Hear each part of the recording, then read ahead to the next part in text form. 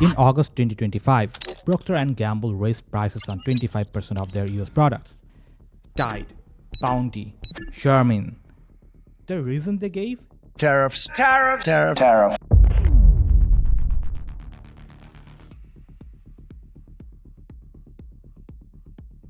All raised prices. All blame the same thing. But here's what they didn't tell you. Sony raised PlayStation 5 prices by 25%. In the UK, Europe, Australia, New Zealand, countries with zero American tariffs on them. They didn't even try to hide it. They called it a challenging economic environment. That's the tell. The tariff isn't the cost. The tariff is the story.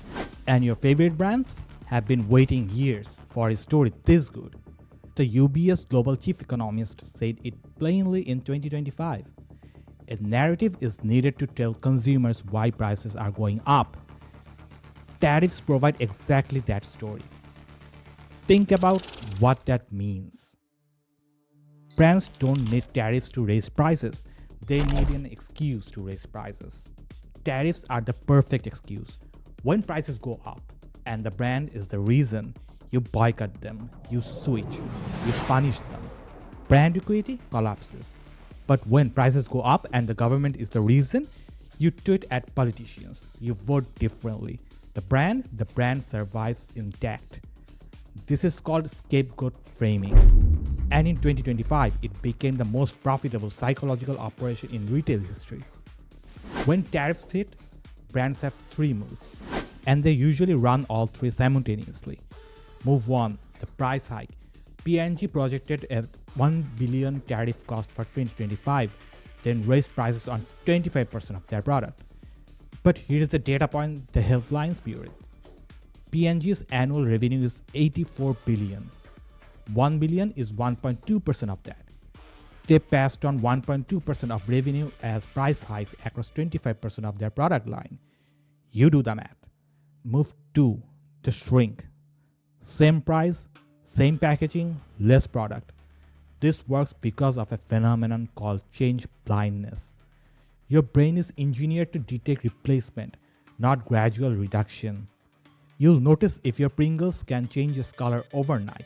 You won't notice if it loses 30 grams across 18 months. Brands have known this for decades. Tariffs just gave them permission to accelerate the timeline. Move 3, the spillover. In 2018, Trump put tariffs on washing machines. Within weeks, clothes dryers raised their prices too. Dryers were not tariffed.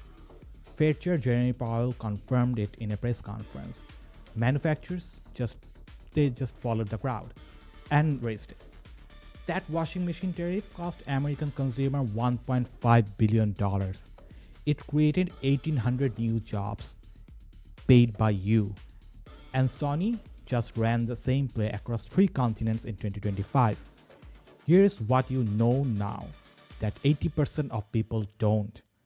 Tariffs are real cost, yes, but they are also behavioral trigger. They activate something called inflation anchoring, the psychological conditioning from COVID that trained you to accept price increases as normal. You adapted once, silently. Brands know you'll adapt again. 80% of consumers now believe greedflation is real. But belief without a framework is just outrage. And outrage without a framework is exactly what brands want. Next time a brand raises prices and hands you a trade war as a reason, ask yourself one question. Are they passing on a cost or manufacturing a story?